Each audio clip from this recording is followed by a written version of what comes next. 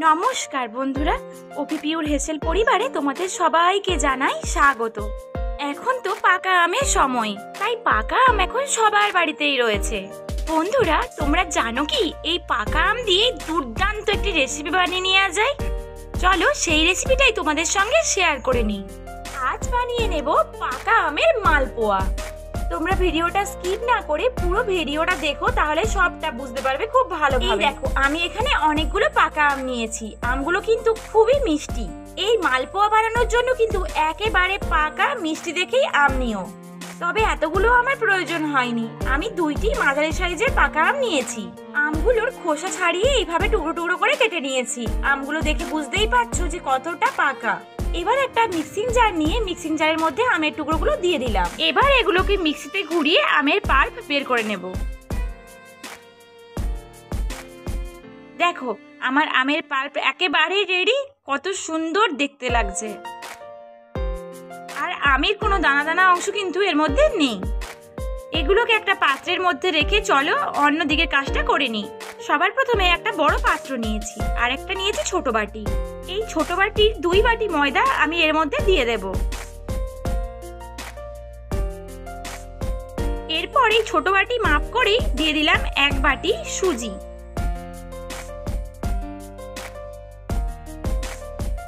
এবারে এর মধ্যে দিয়ে দিলাম আমের পাল্প। পুরো আমের পাল্পটাই কিন্তু আমি এর মধ্যে দিয়ে দিলাম। আমের পাল্প দেওয়ার ফলে কিন্তু আমি এর মধ্যে খুব বেশি জল দেব না। আমগুলো তো খুবই মিষ্টি ছিল, সেই কারণে চিনি দিলাম ছোট কাপে 1 কাপ। এরপর আমি দিয়ে দিলাম 1 চিমটে লবণ। এরপর সব একসাথে খুব ভালো করে আমি মাখিয়ে নেব। দেখো বন্ধুরা, আমি কিন্তু কোনো রকম জল অ্যাড করিনি, তাও কত সুন্দর মাখা হয়ে গেছে। তবে এটাকে একটু আরো পাতলা করতে হবে। এবারে এর মধ্যে দিয়ে দিলাম 1 চিমটে গোটা মৌরি। তোমরা চাইলে এর থেকে একটু বেশিও দিতে পারো, তাতে কোনো রকম অসুবিধা নেই। আর সবশেষে এর মধ্যে দিয়ে দিলাম 1 কাপ জল। এর থেকে কিন্তু খুব বেশি জল দেওয়ার কোনো প্রয়োজন নেই।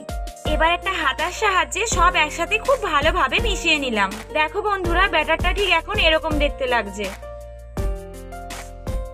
এরপর এর উপর একটা ঢাকনা দিয়ে রেখে দিলাম প্রায় 20 মিনিট। 20 মিনিট পর আমি ঢাকনাটা খুলে দিয়েছি। দেখো, এখন দেখতে ঠিক এইরকম লাগছে। এবার গ্যাসে একটা কড়াই বসিয়ে দিলাম, আর কড়াই খুব ভালোভাবে গরম হয়ে গেলে দিয়ে দিলাম 3 কাপ সাদা তেল।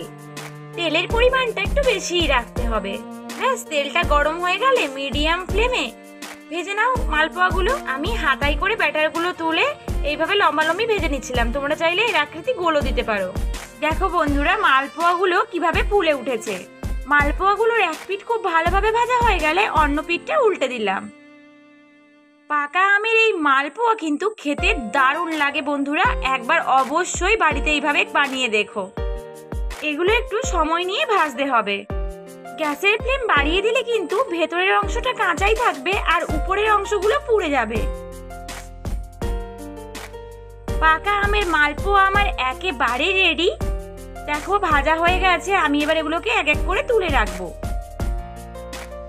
পাকা আমের মালপোয়ার এই রেসিপিটা তোমাদের কেমন লাগলো কমেন্টে অবশ্যই জানিও।